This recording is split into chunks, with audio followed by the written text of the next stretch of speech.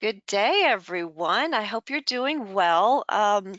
We are here today to discuss PEP challenges, and I welcome Susan Grossey of the UK. She is an AML educator. Thank you for coming, Susan. And I am a bit starstruck, as I've mentioned before, because you write a wonderful blog, two blogs really, the Thinking About Crime and the I Hate Money Laundering blog. And I have been reading you for well over a year and following your blogs, and they do always make me think. And also, um, you share my sense of humor when it comes to AML compliance. So again, thank you very, very much for joining us today. And thank you as well for to all of our attendees who have joined and all of our registrants. We have had over 300 people registering for today's compliance webinar. And that really shows, especially on this particular topic, that worldwide, because we do have worldwide attendees, worldwide we are still struggling with analyzing the PEPs and analyzing the PEP risks that our companies are facing. So for those of you who are frustrated with this particular area of AML compliance, just know that you are not alone. And hopefully today we can address some of these questions that you may have been struggling with. Before we begin, however, and as a few people are still logging on, I see we're well over 100 people now who have logged in, and that number is rising. So to give everybody a chance to kind of fix your audio, I'm going to also launch some poll questions, and this also helps us see who's listening in, what levels that you're at, and what we can, so we can kind of adjust our conversation. So let's go to the very first poll question. I'm going to launch this, and I'm asking, how long have you been in compliance? You may be very expert, or you may be very new to this, or you might not even be in compliance. So if you're not, just answer the I'm not in compliance. Maybe you're a technical person or you're a student, and you're just kind of interested in this particular topic. So excellent, some excellent responses here. I'm going to give this about 5 more seconds, and then I will launch it so you can see who else is also listening in. All right, I'm going to close it now. And I'm going to share the results. Oops, there it goes. All right, fantastic. So we've got a great little mix. Some of you have been in well over 10 years. That's great. So we have some very experienced people. Most of you, though, it looks like you're running in the 1 to 5 years. So that's excellent. Welcome to the industry. For you newbies, those of you who have just been in it for less than a year. It's a challenging career. Okay, the next one. What level of compliance are you responsible? Some of you might be board level, but you don't do the day-to-day operations. Some of you are in day-to-day operations. And I tried to kind of be a little bit definitive, such as maybe you just follow the policies or you write the policies, or if you're board level, you might just have to be the one who approves the policies. Excellent. You've got some fantastic answers here. I am going to give it just a few more seconds, and then I'm going to close. All right, so we are going to close this poll, and I'm going to share the results. So most of you, over 50%, are in day-to-day operations. That's great. We got 30% in the management, where you write, and of course the other, some others there. 2 more to go. And what type of industry do you work? So financial institutions, that might be bank, wealth management, credit unions. We have some insurance, corporate trust services, real estate, or high value goods dealers. If you're not familiar with HVG, it's high value goods dealers. And then the other one is just other. So maybe you're in technology or you're consulting. Casinos? Casinos. Didn't even think about that. You're right. Okay, I'm going to close this and show the results. So over 40% or 40% are in the financial institutions. There are over 30% corporate and trust providers. Sorry, that's my phone. I guess I should turn it off. And there we go. And I'm going to hide that one. And one more poll. And do you feel you are currently analyzing PEPs and potential PEPs correctly? Excellent. And I'm not sure if we asked this question at the end or not.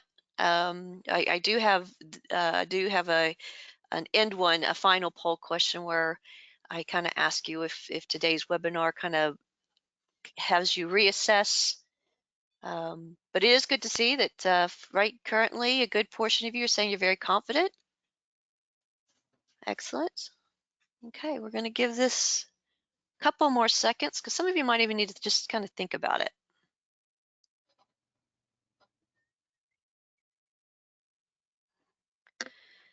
And in the meantime, I'm going to put my phone on airplane mode so I don't get interrupted again. Okay, fantastic. I'm going to close this one and share the results. So fantastic. So 50% think you're very confident. 18% you think you're missing the mark. And missing the mark might mean that you have too many PEPs. You're saying too many people are PEPs. And I have actually had that experience where I've talked to somebody and I thought my personal opinion was that they were defining PEPs too widely. 31% are saying you're not sure. That's why you're here. So for you guys, thank you for coming. For all of you, thank you for coming. And we will do our best, Susan, to hopefully help guide you. Fantastic. So I'm just making sure I'm managing my slides well. All right. So a little bit of housekeeping before we begin. Again, today's guest is Susan Grossey of Thinking About Crime, based in the UK, in Cambridge, actually. My name is Kimberly Smith. I'm with Silo Compliance System, a co-founder. Silo is based in the Cayman Islands. Certificates will be given to the live attendees only. It's automated, so in about an hour after the webinar, you will receive a little thank you for attending, and there will be a certificate attached. Just wanted to say too, this is not legal advice. Local regulations and guidance do vary, so please make sure you are getting your local legal advice regarding your compliance obligations. The length of this webinar should be about half an hour. Of course, I realize now we're about 8 minutes into the hour already, so we might go a little over. There are 4 different handouts, some FCA guidance, some Wilsberg guidance, and of course there is also a sample PEP analysis that I've done. It's a very simplified PEP analysis, so please take a moment to look at your handouts and print those off or download those while we're on. And of course, we will be taking questions from our live audience. So just to begin, these are some of the common questions that I have. And Susan, you might want to tell me if you get these a lot as well. But usually most people are wanting to see if somebody's a PEP, even though they don't hold that prominent public position or prominent public function, which is in most guidance notes. That wording is there. So they're always asking about, is this person a PEP? Another one is about the boards. If I've got one with a PEP, or are they all PEPs because the other guys are, close associates? Another question might be, how long must a PEP be a PEP before I can say how long do they need to be retired before they're no longer a PEP? So the de-PEPing is also very important. Some of the guidance that I've relied on in my research and presenting today is the Wilsberg Facts on PEPs. So that was written in 2017. There's some FATF guidance, and then I think that was written and updated in 2020. And also the UK's FCA, they also released some guidance. You see, it was released in July 2017. So you can also look for that as well, and that's obviously based in the UK. Just to kind of kick off a little bit here, we do have the Wolfsburg guidance. It's just a snapshot of their FAQs on PEPs, again, written in 2017.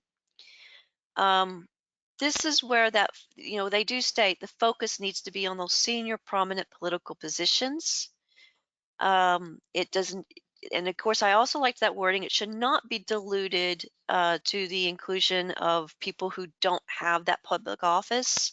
And I do think that it's very common. I think we have diluted the PEP definition in many jurisdictions or many firms that I've seen.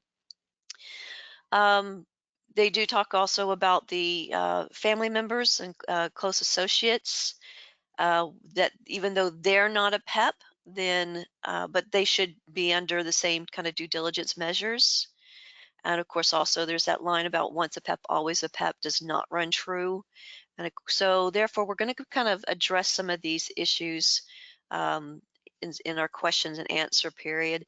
We also have, this is the FATF recommendations, updated October 2020. And it gives us these 4 areas about the appropriate risk management systems, the senior management approval requirement, the reasonable measures, and of course they're talking here is where the requirements for all types of PEP should also apply to family members or close associates of such PEPs. That does go into, that kind of agrees with the Wolfsburg guidance that family members do need to have the similar risk-based measures in place when it comes to due diligence. So I just kind of wanted to point that out. Wolfsburg and FATF do kind of agree there. And again, this is just your warning as well. Your local regulations may be different, may be more prescriptive. So please do, get your local guidance there. Something And that people might find useful, Kimberly, when they're thinking about families and close associates, is instead of just calling them all PEPs, because of course they do all get pulled into a PEP-ish category, is right, what you might want to have is a PEP and then a PEP by association. So yes, you could categorize them within your system as the central core PEP, if you wish, the one who's leading it all. And then everyone who hangs off them, their close associates, their family, you could label as PEPs by association, so that people don't then accidentally put all of the people associated with them into the PEP category as well, because it could go on forever. So yes, absolutely, yeah. people might find that useful. And also the definition of family does vary enormously from jurisdiction to jurisdiction. So I work regularly in about 5 different jurisdictions.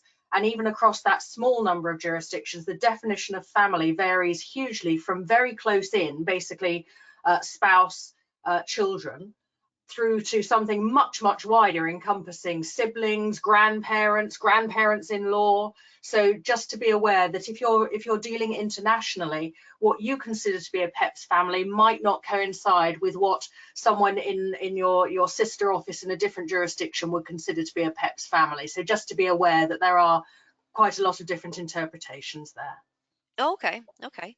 And would that be what a firm or a business, would they need to consider that in a business risk assessment?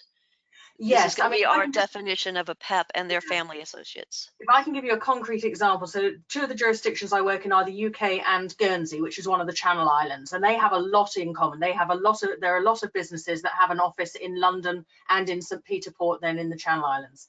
And what will happen is the London office will take on a client and they'll say, are they a PEP? Yes. And who is associated with them? Well, we'll do checks on their spouse and their children. Right, we're done. And then they share the client, they recommend the client to their colleagues in Guernsey, and Guernsey says, oh, but what about their siblings and their grandparents and their grandchildren? All of those we have to look at as well. Have you done that? No, we haven't. So then they'll have to go back to the beginning and start again. So if you are in a jurisdiction that has a greedier, a more robust definition of PEP family, then just be aware that information you're getting from other jurisdictions might not be as complete as you need it to be. Okay, okay, fantastic. Okay, so I wanted to kind of dig down as well, kind of going back to this slide with the FATF recommendation, which of course is most regulations are kind of drawn from the FATF recommendations. So they give us these 4 points there. And so I wanted to dig down a little bit and say, what is an appropriate risk management system? Now, these are the things that I think of, Susan. Like, I'll ask people, how are you screening? Are you just doing a Google search, or do you have some formalized tool? Who is doing that screening? Is it a junior person? Is it, somebody a little bit higher who has some proper compliance training? Is it outsourced? And whose judgment are you relying on? And do you know their processes? So you kind of mentioned that a little bit with your London Guernsey example. And also, of course, I'm always asking, what's that documentation process for signing off? Who's signing off? Um, do you have anything to add, or are you kind of asking your clients these questions as well, Susan? Yes, I mean that would be your starting point. So how are you determining this? Sometimes I'm a little concerned that because there are commercial systems out there that people can subscribe to, and indeed regulators recommend, although they don't recommend specific ones, they say an automated system is a good way to go. Sometimes staff can feel, well, if the system says it's okay, and they stop thinking about it. And I often say, although we're given all these definitions and although screening systems are out there, if you can convey to your staff the reason, sort of the basis of it all, what is the core of Pepitude, if you will? Why is it we're worried about these people? We're worried about them because they have access to public influence or to public money. And because they have that access, they are a target for corruption. They're either going to become corrupt themselves, they're going to fall from the path of righteousness because the temptation is too great, or someone else who wants that access to public influence or access to public money is going to corrupt them in some way. So if you say to people, the definitions are important, yes, but when you're assessing whether someone is or is not a PEP, ask yourself, do they have access to public influence? Do they have access to public money? And Okay. even if the system says they're not, but your answers to your question are yes, then perhaps the system is wrong. So it's always worth having your own definition in your head. Right. Okay. And again, just as Susan, I like to reiterate, just because a screening solution does not have them as a PEP, does not necessarily mean that they are not a PEP. You might have that local knowledge of an individual and know that they're influence. So I always say, don't just rely on the system. And that also pertains to, as well for those of you who do have 2 systems in place. You might have one system who is defining somebody as a PEP and the other system who's not. So you might want to address that in your policies and procedures, or kind of, consider that whenever you are assessing PEPs and you get that conflicting information. Another one is obtain senior management approval for establishing business relationships with pets. So again, this is where I ask, I kind of always have to kind of drill down and say, who's approving that relationship? Who has that ability? Do you need to have 2 senior people signing off? And again, for the smaller firms, that's not feasible. How are you documenting the sign off? And I think that's very key. A lot of people might just rely on an email saying, from their senior manager saying, yep, that's fine.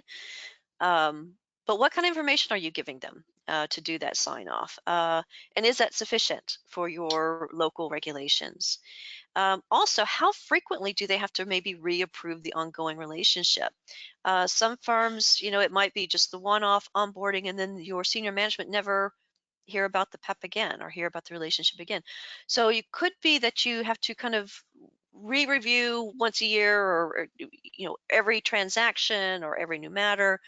And also consider what events trigger ending that relationship, or again, keep notifying your senior management, this is what's going on. And of course, all of this is very dependent on your the business line that you're in and the products and services that you're offering, plus the size of your business as well. So these are the things I would think about. Susan, what would you include? Well, I'd very much echo what you were saying about getting it re-reviewed, or getting it reviewed and then re-reviewed. I think it's probably wise to have something along the lines of a PEP register, a PEP client register, so that you know how many you have. I mean, that's useful anyway, in case the regulator asks you what proportion of your business is PEP exposed. So it's good to show that you're keeping track of that. But I think getting senior management sign-off, because that very last bullet point, what if they want higher risk products or services from you after being onboarded? This is for any client, not just for PEP clients, but that idea of a client morphing from what you thought they were into something much more, I don't want to say dangerous, but certainly something you hadn't realized you were exposed to. And it can creep up on you. And if you Yes. haven't got that regular review, I think I would be very nervous about not having a regular senior management continued approval of my PEP register, I think. Yeah, and that's something I very rarely see is trigger Mm, events for existing relationships. People do a lot of monitoring, like they'll say, okay, we're going to revisit this client in a year from now, or maybe 2 years from now if they were originally lower risk. But that, as you mentioned, morphing into the higher risk areas of products and services, um, I don't see that often enough, and I would like to see more of that. The other one is, what are the reasonable measures to establish source of wealth and source of funds? Now, this particular topic is 3-day lecture in itself. So I don't want to, dig down too much into source of wealth and source of funds because this is another webinar. yeah. um, but I do say, what is sufficient? What is their own confirmation of, yeah, this is family wealth or these are my investments. And I see that a lot. Is that really ever sufficient in your eyes, Susan? Um, for a PEP, I think I would always want a little bit more. And all of these suggestions that you give are absolutely right. As you say, it's a whole different set, a whole different webinar on this subject. But I think the key thing always with source of funds, source of wealth is to document what you are told. It's basically a 3-step process. You ask the question, you get Okay. the answer, and then you assess what you have been told. So it's a 3-step process, and you need to be able to document that you've gone through each of those 3 steps. And if you're only part way through, that you don't sort of halt there and let it drift, that you're always chasing to make sure you get all 3 steps completed, because it's Okay. such an important part of your risk assessment. So ask the question, get the answer, assess the answer always. Okay. What about the documentation? I mean, again, I don't want to go into too much detail, but would you ever require that you get copies of bank Sometimes, yes. statements? Yeah, it's going to be a risk-based decision, this one, very much. So you're going to be, I think, you're always you ask the question, where's your money from? And then you have to decide, do I believe what they've said? Does the story hang together with everything else I know about them? And do I now need to corroborate that? And then do I need documentary underpinning of it? And all of those are going to be risk-based answers. And Okay. always documenting why you do that or why you don't do that. We didn't need to corroborate because. So Okay. always covering every eventuality. And this very last question, does their income level match their lifestyle? I mean, we see that often in some countries where somebody's supposed to be just a public servant making, $30,000 a year, but they're buying jet airplanes, or fancy cars or, third homes. So, and that's easily assessed, often in just, some basic research. Yeah. Okay. And the last question, what is enhanced ongoing monitoring of the business relationship? Um, so if you are kind of doing your periodic review, the thing that I always, suggest is, rerun those previous searches, the screening, name screening. What's changed about them? I like to see if I've analyzed, have they switched roles? Are they suddenly on a committee? Like, here in the States, we have like, finance committees in government. Do they have greater influence, greater power? Do they have more say in who wins contracts, big government contracts, for instance? Um, as well as the transactions and advice, or, is it still matching their original profile with you? You look back on your history. If you're a bank or financial institution, you want to double check, are they sending suddenly these international wire transfers, that was it standard before? Are they somehow using you to launder the any funds, bribery, corruption, embezzling, taking payments? So those are things that I would look at. Um, as well as if the PEP's associated with a corporate client, for those of you who are in our corporate and trust services, are they potentially using what used to be a very clean, low risk entity and suddenly they're using it for their own gain? And of course, also, do you need to request, that refreshed source of wealth and funds documentation if you had to? Susan, anything that you would add to this? No. I've always assumed enhanced ongoing monitoring means over and above the normal monitoring that you're doing for standard clients, and you would enhance it by doing it more frequently and more in depth. And the in depth you've covered there in perfect detail. Great. So yeah. Fantastic. Okay. So these are the FATF recommendations again, updated in October 2020, and it does have you split foreign and domestic PEPs, or recommends that, defines the foreign and domestic PEPs. Now, a lot of the people who I deal with are in small countries, Cayman Islands, very small. It was very hard to say. Yeah, most people in the case, or I won't say most people, you've got your heads of business, your managing partners, your of the firms. Of course, they're going to know those heads of states, and government officials. So I think sometimes people who are in private office get put into the domestic PEP category because they have these close associations with heads of state and government, which I think we might talk a little bit further on down the road or in Q and A's. Um, but the other, this very last line, if you can see that, it says the definition of PEPs is not intended to cover middle ranking or more junior individuals in the foregoing categories.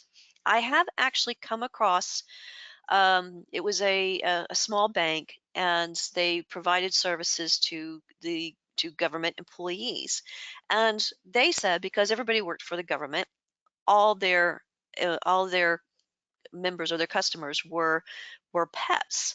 And obviously I can't tell them what they can and can't do, but I just it kind of I was like, no, that's not, I don't think that's what they mean, or you might want to seek more clarification in your jurisdiction. uh, but yes, just because somebody does work for the government does not mean that they are a PEP. So my personal opinion is I do think people are saying that they have PEPs when they really aren't PEPs just because they work for the government.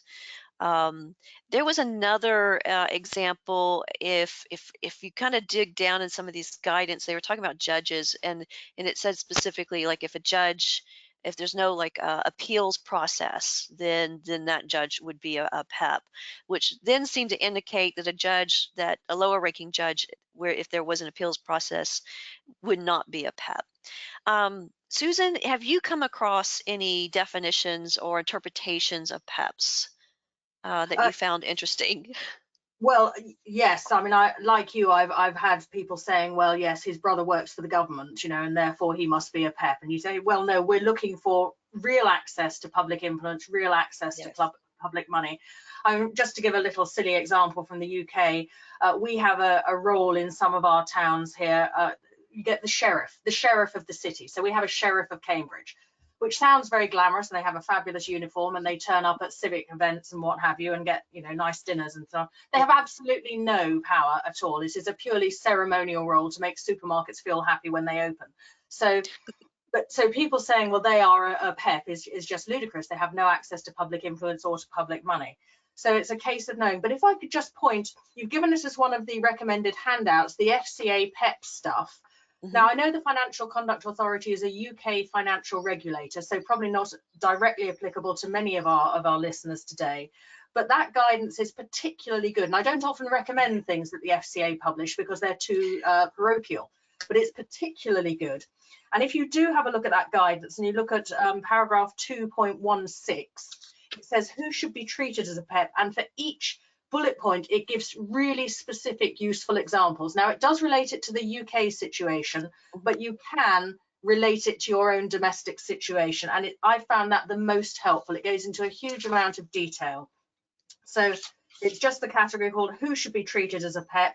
And you mentioned, for instance, the courts, and they say members of Supreme Courts, of constitutional courts, or of any judicial body, the decisions of which are not subject to further appeal, except in exceptional circumstances. And then they say in brackets, in the UK, this means only judges of the Supreme Court.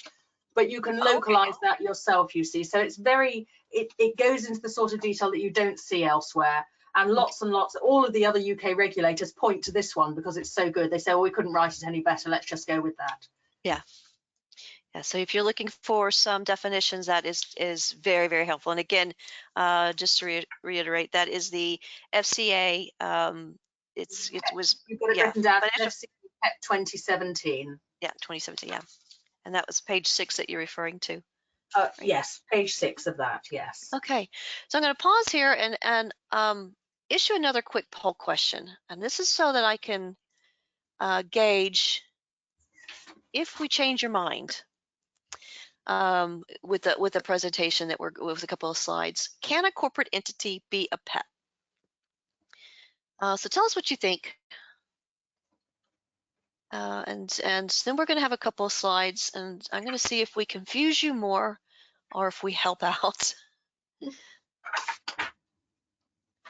There's no right or wrong answers at this stage. All right, so I'm going to give it a few more seconds because we do have a few more responses coming in. All right, excellent. I'm going to close this now. Okay, I'm going to close it now, and I'm going to show you the response. All right, we have 36% said yes if owned or controlled by PEPs. Just going to take a little note here. 28% said no, never. Only 7% are saying only if state-owned, and 30% are saying yes, but it's a case-by-case basis. All right. So next slide. So we addressed the question, can a company be a PEP? Now, Wolfsburg's says it's, basic definition is it's a natural person. It does talk about accounts and trusts, and it uses the wording, but may not necessitate the categorization of the entity as a PEP. Now, the words may not suggested that to me that some instances of an entity could be a PEP. Susan, what's your thought? I tend to say no. I tend to focus on, I think it's a politically exposed person. I think they need a politically exposed natural person. So I would prefer to focus on the live individuals. But I do agree that if you have a high incidence of PEPs within your corporate entity, whatever structure that may be, then it's probably going to make that entity high risk, but I don't think it will PEPify it. I don't think that Okay. is legally what's intended. Okay. Yeah, and I tend to agree there, but those somebody pointed out those were that phrase may not, and so well that kind of suggests that it there could be instances. So I did write that it's unclear. Mhm. And of course, I do agree with you. I would want to know more about that particular business. How many PEPs are there? Yeah. Where are they operating? Where is it formed? What products is it providing? Is it regulated? Those kind of questions is what I would ask to determine if a company could or could not be a PEP. When I first started doing my slides, I actually had the answer is no, just so you know. But then this morning I thought, oh, I don't want to say that. I feel like I really should say unclear. And then the next one is a state-owned entity, a PEP. Again, my review of guidance concentrates on the individuals. Um, there has been some indication where they're kind of saying, SOEs are, yes, they might be, controlled by PEPs, but it doesn't necessarily mean that they themselves are indeed PEPs. And then, of course, we were talking earlier, which was, well, maybe we should focus on the definition of an SOE. Susan, would you like to add anything? No, I think I was just glancing down at the FCA guidance again. I think that's correct. I think you've got to, it's the government owned, established to participate in commercial activities. The only thing that you might want to consider is the proportion of state ownership. You might want to include that in your definition. So what makes it over what proportion? Usually it's 50%, but it might be different in your jurisdiction. So it's worth looking out for that. But Okay. apart from that, I think it's correct. Okay. Fantastic. Now, I think the next one is we're going to repeat that poll question. I'm going to see if um, See if we've convinced anyone. yeah, see if anybody's changed their minds, because I definitely went back and forth myself on this. So asking the same question again. What do you think? Can a corporate entity be a PEP? Remember, before we had 30% saying, 36% were saying yes, 28% said no, never. Only 7% said only if a state-owned entity, and 30% were saying yes on a case by case. I'm going to give this one a few more seconds. Let everybody kind of think about it. Okay, fantastic. All right, I'm going to close this off now. And I'm going to share very interesting changes in response. So now we are down to, sorry, I can't read my numbers anymore. Yeah, 10% are still saying yes, and it could be that that's your local regulations require you to. 50% saying now are now no. So up from 28% before. Uh, we had before the only state-owned. Before we had 7% saying the only state-owned entities could be PEPs. Now we're down to 3, and still the same amount. 30% are still saying yes, but it's a case-by-case basis. That's So probably because we did it as well. They're having a yeah, good dinner with us. yeah, yeah. So it's good. I'm glad that we're kind of just getting people to think. So this is fantastic. All right. So next slide. If my corporate client has a PEP on the board, must I deem it higher risk? I've said no. But again, we're looking for that genuine PEP risk. Uh, Still some else, so it's not a flat no. Again, you just need to keep thinking and looking at your analysis. Look at that corporate client. Who else is on the board? What do they do? What products and services? Where are they operating? Again, even also look at that PEP's influence as well. I mean, are they trying to get government contracts? Is this a military or defense contractor, for instance, where they might be paying bribes? So those are the things that I would want to look at. Um, Susan, anything that you've any experience on your side or anything you would like to add? Yes, I think it's very important always to put your PEP decision making, your risk-based assessment in jurisdictional context. You say there, is it operating or formed in higher risk jurisdictions? This really is a very important part of it, because it's important to know where the PEP is operating and of course where you are operating, because the two might marry in a way that you hadn't imagined. So if your PEP and their board that they're operating on and so on is in a high risk jurisdiction for corruption, high risk for corruption, and you are in a very non-corrupt jurisdiction, their reasoning might be that they want to get their money out of their high risk jurisdiction and into your lovely, safe, stable, non-corrupt jurisdiction. So if you know that your jurisdiction is a target because you are politically stable and considered to be rather elegant and aspirational and all the rest of it, then just be aware if you have got PEPs in high risk jurisdictions, they might be coming to you for exactly that reason. So Okay. you can always track the high risk jurisdictions through things like the Corruption Perceptions Index, comes out at the end of January every year. Very reliable index, that one, based on 13 source indices. So it's the most reliable indication that we have. And of course, you will know your own jurisdiction's position within that and your own jurisdiction, whether it is a corrupt or a non-corrupt one. But it's the relationship between the jurisdictions, I think, that is important too. Okay. Fantastic. Thank you. The next question is, can a CEO or senior executive that does not hold a public office be a PEP? Now, my opinion on this is no. It does not necessarily mean they can't be an associate of a PEP, um, or that they're maybe not high risk, but I do not think, and I think the guidance that we've seen pretty much states no, this is not to be diluted. The PEP definition should not be diluted by trying to include all these high level CEOs and executives. Susan, I'll just let you kind of take it from here. What do you think? Do you also come across where people are over defining PEPs? Yes, yes, Mm. I do. And what you might find useful is have a different area, have a different categorization. So have PEPs and then have SEPs and MEPs. And SEPs are your commercially exposed persons and MEPs Okay. are your media exposed persons. So you could acknowledge that they carry higher risk for other reasons. So if someone is commercially exposed, they have got a very influential role, or they work in a highly uh, they work in an industry known for high levels of corruption or political sensitivity or whatever it might be. So you could categorize them as a SEP, and then that kicks in a different set of high of enhanced due diligence, but not the same as the PEP stuff. And then you could have the media exposed ones, and their danger, of course, for you is going to be reputational damage. So they're all lovely Okay. when you take them on, and then they fall from grace and you're dragged down with them. No, So absolutely.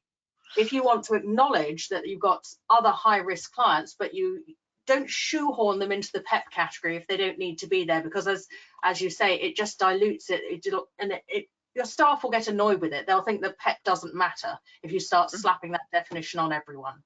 Absolutely, absolutely. What's your experience with regulators in different jurisdictions, or do you think that they're kind of leaning towards having people define PEPs, or do you think they're also saying people are defining PEPs too broadly?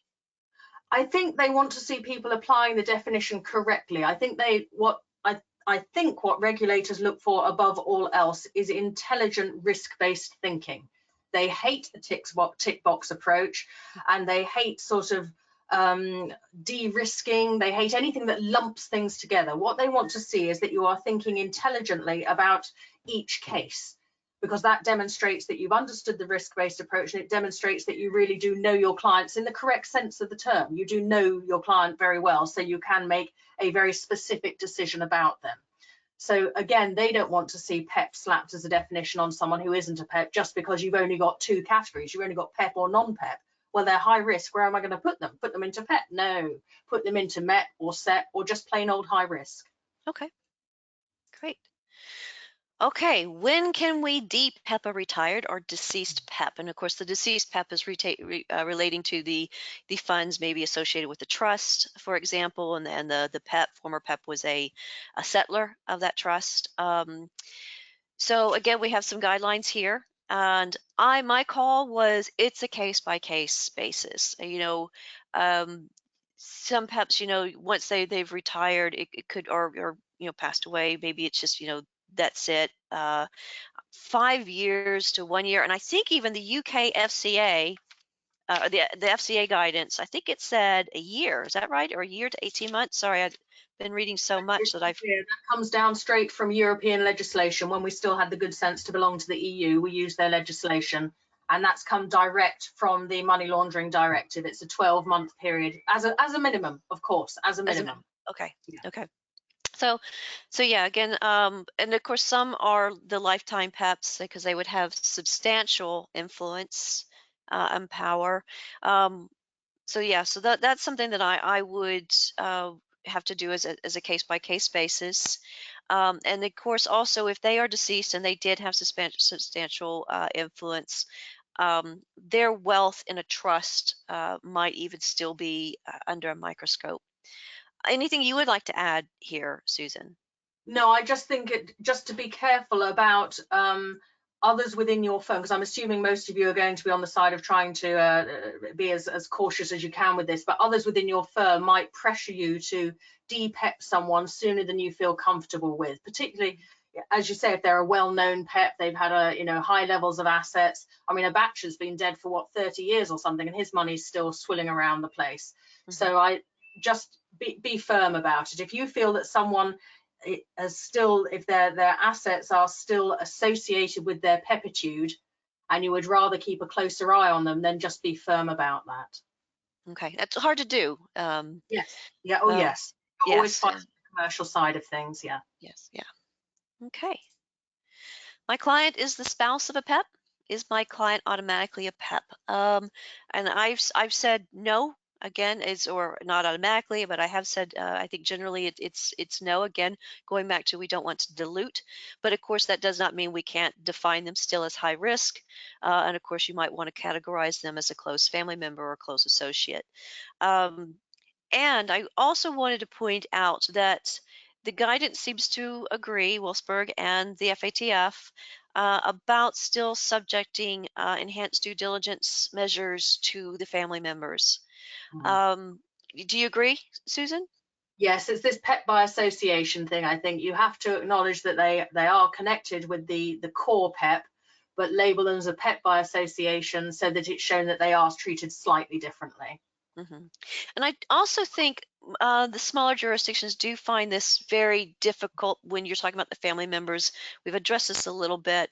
Um, but it could be that you say, all right, the close family member is a spouse and children and maybe grandparents, or maybe you don't add grandparents, but definitely not cousins, uncles, and things like that. That's very hard for small jurisdictions Mm, to accept, because the cousins and the uncles might be as close to me as my siblings. mm. And so I think, again, you just need to take a close look at the family, and this is where it's your risk appetite as well that you need to consider. So no easy answers there. Um, I don't know if you wanted to add, or if you've come across those situations, Susan. Oh, well, certainly in small jurisdictions. I mean, you end up with three people and a dog who aren't pets, don't you? So it is a case of yes, perhaps Yeah. rely on some local knowledge, perhaps get some sort of local take on the situation. Or I've heard about this particular family. I've heard they're quite influential. Can you tell me a bit more about them? And just try and get some idea of the network. Because as you say, though, of course, it is a risk-based decision because that's going to take quite a bit of time. So Yes. you'll be doing that in the situations that warrant it. Okay. I'm gonna look at our questions real fast and see if I've got any. Here we go. Looks like we do. So I'm gonna just see if I can. Um, yeah. So somebody writes. Even with a screening tool, the PEP definition does not always align to local context. So I think we've kind of addressed this a little bit. For example, using a U.S.-based tool in the Caribbean, how should we treat them? And this actually came up for one of my clients just last week or the week before. They had a local individual who was not hit, when I did the screening tool as a PEP, and I kind of had to kind of help them work through that. And I thought, well, they're not a PEP. They would have fallen into what we call the close associates. Uh, but at the same time, too, it could have been that it was actually a UK-based screening tool. It's like, well, maybe they just never heard of them. So I think that would be the answer. Is that you use that local knowledge to define if somebody has that influence. Yeah. Um, I mean, about screening tools, of course, they're made for larger markets, so that's just a market force thing there. But do remember, of course, the screening tools don't have access to any secret information. They don't. They've not got sort of secret information that you couldn't find. If you had all the time in the world, you could find yes. exactly the same information as the screening tools do. Mhm. They just gather it and consolidate it for you. So it's not secret information. And also, many jurisdictions do publish information themselves. So they will either publish as Malta did a couple of weeks ago, the list of the job titles that they consider to be PEPish within their jurisdiction. And some Mhm. places will actually publish the names of the job holders as well, the position holders. So some jurisdictions do offer that as well. Okay, fantastic. Um, see if I can. Some of these questions are really long. I'll just start at the end. Um, Sorry, just so you know, people, sometimes this is really hard for me to read the webinar tool. Says your policies and procedures should set out the definition of a PEP, and any information out of the screening tool should be assessed in accordance with them. So yeah, so that's just a comment. Do you consider that regulators fail to allow businesses to fully implement a risk-based approach when it comes to PEPs? Excellent question. Um, get the feedback that most regulators or a lot of regulators, I won't say most, a lot of regulators are going in, and the phrase I heard is they're just using their own little checklist. And if we don't fall right into their definition, if we're not doing what they define is a PEP, then suddenly we're in breach, or they're finding a failing. And do you think that the regulators are? See if I can go back to the question, to fully implement a risk-based approach. Um, you Well, it said depends. before it was the analysis. Yeah. So anyways, what's your experience? It depends enormously on the regulator, of course. As I say, I work across 5 jurisdictions. Within the UK, we have 25 AML regulators, if you can believe it. And of course, I work in the other jurisdiction, and it varies enormously. We have some in the UK that are superb and some that are useless. And the useless ones know less about AML than anyone on this webinar today. And they will literally have their little list. And if it doesn't match to what it says on their sheet, then it's wrong. And they have Right. no concept of anything behind it. But Okay. I hope that the majority of regulators do appreciate that this is a difficult area and that definitions do vary. Okay. As I said earlier, what I think they do want to see is a good risk-based approach to it, rather than they don't want to see you using a PEP definition as a safe haven. It didn't show it on the screening tool. And yes, I know he was in the newspapers yesterday saying that he'd been hanging around with Bill Clinton or whatever, but we still don't think that he's a PEP. I think they would take that as a very poor approach. Okay. Okay.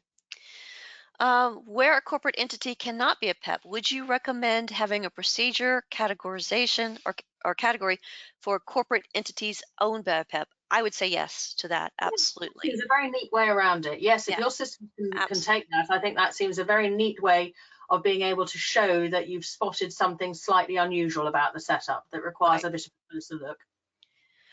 Okay. What would be the typical approach when the client isn't a PEP or an entity owned by a PEP, but is instead a government entity or an SOE? Should firms have a different approach focusing on state risks for such clients rather than the fact there may be PEP controlled? Yes, I think if I Mm. would think so. So I think the general question is, should firms have a different approach focusing on state risk for such clients rather than the fact there may be a PEP controllers? Yeah, I think the fact that we do pull out SOEs as a different category, and say Yeah. everyone acknowledges that they're not the same as private companies or public companies or whatever. I think it is wise to be able to recognise the specific risks associated with such an arrangement. Okay. Be mostly jurisdictional. That's what it'll be against, is looking against the jurisdictional background. Okay. Um, Somebody just he. Okay, yeah. So I think this is somebody in I don't want to state any jurisdictions. So it could be that they have local regulations. He says PEP by association. Once you are closely associated with the PEP, then you are labeled a PEP. So that might be one of the a local or then he writes my thoughts. So that could be their risk association. I mean their risk based approach, which I think we kind of covered is fine. But at the same time, I do think there could be a risk there that you're diluting the PEP label. Yeah, and just my day-to-day job is working with MLROs, who are money laundering reporting officers, who are trying to make policies and procedures that work in-house. And what I have seen is sometimes if you have just one flag that goes against someone that says PEP, and you don't differentiate between the core PEP and the ones around them, is that someone then comes in and sees someone with PEP written against them and thinks, oh, I've got to associate all of their family and close associates as well, and doesn't realize that they are already a step removed. Yes. So Okay. that's the point really I was trying to Okay. make. Okay. I think we've kind of addressed most of these. I'm just going to go back to, oh, what is the view of inactive PEPs? We use, sorry, I don't want to name any screening tools. This is, but we use a particular screening tool and they speak to inactive. So I guess that would be like the retired PEPs. Have you come across a question like that? No, I can never see any of these screening tools because they all know that I'm not about to buy one, so no one will ever show me one. I keep trying to get into their sales things and they never let me in. Yeah. But yes, I suppose that must mean a retired PEP. Mhm. Yes, Yeah. rather, or a very lazy one that doesn't do anything. I don't Yeah. know. Or maybe that is somebody who they used to label a PEP, and maybe they themselves, that screening tool, has decided to Yes, unlabel them as a PEP, yeah, but at the same time too didn't want to just say, like um, archiving them. yeah, we don't want to go back too bad. Karen, who asked that question, this is where I would go back to your screening tool provider, ask for what I refer to as their content or their guidelines. How do they explore, dig deeper into how they definitely define a PEP? Mhm. Usually they will have some document either on their website, or you can ask your account manager to kind of dig down. Um, Another one asks, somebody else asks, what kind of EDD would you do on SEPs and MEPs that is Mm. different to PEP EDD? Very great, good question. Yes. Well, it might not be very different, but it's not constrained by your local regulations. So your local regulations are going to tell you what you must do for PEP. I would have thought in most jurisdictions they will tell you what you must do for PEPs. And by having this separate category of SEPs and MEPs, you are um, freeing yourself a little bit. So you're unchaining yourself from those obligations. So you can pick and choose, and you can pick and choose the bits, because you can have a big long list of what enhanced due diligence could include. And then you can pick and choose the bits of that that seem to you to answer the specific risks that either SEPs in general or this particular SEP brings you. So it's a good way of getting the best of all worlds, if you like. So you can say Okay. to staff, you must do a little bit more, but you don't have to do all the PEP stuff. You can just do points 2, 3, and 9 of the PEP stuff, because that's all that we're worried about in this case. Okay, fantastic. We're running at top of the hour, so I'm going to pause there. In your handouts, this is a very simplified workflow, PEP analysis workflow that everybody has available. Um, and of course, again, this is a sample. It is something that you can take and kind of look at your own analysis, how you come to a decision making. Uh, fix it to your own business and your own workflow and how you work. But this was just kind of a sample one I've done. So feel free to print that out and adopt it. Susan, I know this has probably got a lot of information on it. Is there anything that you kind of spot or see that you like or don't like in this particular flow No, chart? no, I like flowcharts very much, and this seems like a good way. And it's certainly, as you say, if people take this and it directs your thinking, doesn't it? And you It can then does. adapt it for your own use. And also very useful for people on the compliance side of organizations, as you all are, working with people on the sales side who love figures and diagrams and anything that shows a process flow they love. So if you can show them, yes, we're doing that as well. Look at our, our very good process flow, then that will help enormously. But yes, I think if you take this Yeah. and you decide, it'll at least trigger thoughts, oh, we hadn't considered that, or no, we would want to make that decision at this point. And I think it's a discipline, isn't it? A very good It discipline. is. Yeah. I think flowcharts are also very good to show the regulator, this is how I think. Yeah, Uh, so it kind of narrows down. Okay, Susan, thank you very, very much. you're If you welcome. want to check out her website, it's again, and follow her blogs it's the Thinking About Crime. And Susan, there's your email if anybody has wants to reach out to Susan for MLRO training. Susan, are you doing any virtual training for MLROs? I'm doing it exclusively virtual training at the moment. In the UK, we're not allowed to go anywhere, so I'm stuck in this little office. So I'm Okay. exclusively virtual at the moment. Okay, fantastic. And again, just a reminder, please look at your local regulations and guidance regarding PEPs, because what we might, or our opinions might be a little bit different. So one, fine, and hang on after this poll question, because we do have some events that I want to share with you, but we're going to share one more poll question. And here it is, just to see, it is, yeah, will you change how you assess PEPs as a result of today's webinar? So I'm going to give everybody a couple of seconds. See where we go. Um, Fantastic. Just a few more seconds, and then I'm going to turn it off. Great. And share. So, Hurrah! yay, 65% said yes, they will change how they think about PEPs. Okay, fantastic. And I'm sure there's a few people out there in the world who had been deemed PEPs that will be glad not to be a PEP anymore. I know a few of those personally. So fantastic. So, um, great. And let's see, I'm going to hide this. And again, thank you very much, Susan. I really appreciate your time You're today. very welcome. Our next webinar is going to be in September. We have Paul Coleman in the Turks and Caicos. He is a Oh, he's an retired excellent regular. speaker. Oh yes, Excellent yes. speaker. And he every conversation I have with him is, I a 30-minute conversation with him, and I think of three new ways to do things better, Yes, or he went to to the Isle of Man before as well, so he's got real breadth of experience across different yes. jurisdictions. Absolutely. Now, I did put the topic as to be determined because it's going to be hard to narrow down a really good topic. I'm sure I'll have him on several ones as well. But I've known Paul for years, and I really respect his analysis and views on things. And of course, so please do sign up for the invites. The other thing is we also have, there we go. BDO Cayman is hosting a virtual conference. I believe it, yeah, July 22nd.